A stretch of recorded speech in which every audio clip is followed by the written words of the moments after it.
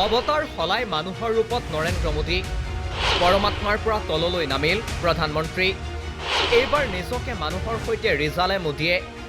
মানুহ মাত্ৰই ভুল হ'ব পাৰে বুলি ক'লে মোদীয়ে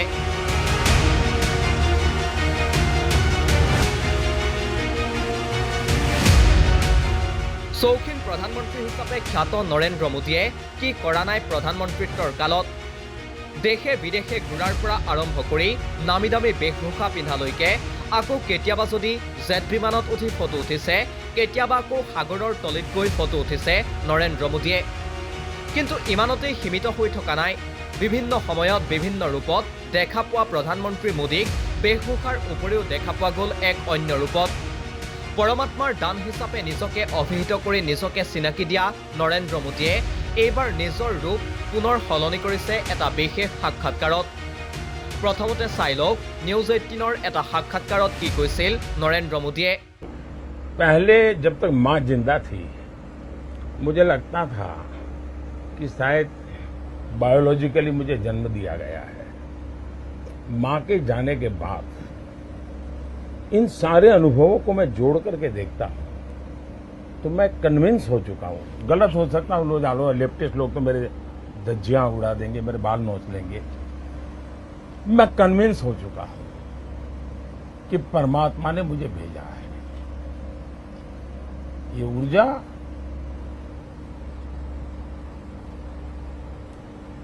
बायोलॉजिकल शरीर से नहीं मिली है ये ऊर्जा ईश्वर ने मुझसे कुछ काम लेना है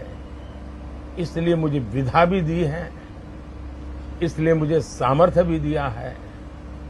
इसलिए मुझे नेक दिली भी दी है ইয়া লোকসভা নিৰ্বাচনৰ পূৰ্বে দিয়া এটা মন্তব্য য'ত তেওঁ নিজৰ মাতৃৰ মৃত্যুৰ পাছত নিজকে ভগৱানৰ অৱতাৰ হিচাপে অৱদান বুলি অভিহিত কৰিছিল এইবাৰ শুনক এই মন্তব্য নিখিল কামতৰ সৈতে হোৱা পিপল বাই WTF সিৰিজৰ এটা সাক্ষাৎকাৰত নিজকে এইবাৰ সাধাৰণ মানুহ বুলি ক'লে নৰেন্দ্ৰ মোদীয়ে मुख्यमंत्री बना मेरा एक भाषण था और सहज रूप से मैंने कहा गलतियां होती होगी मुझसे भी होती होगी मैं भी मनुष्य हूं मैं कोई देवता थोड़ा এইদৰেই এতিয়া পূৰ্বৰ অৱতাৰ সলাই নিজৰ কথা মতে সাধাৰণ মানুহলৈ ৰূপান্তৰিত হ'ল প্ৰধানমন্ত্ৰী নৰেন্দ্ৰ মোদী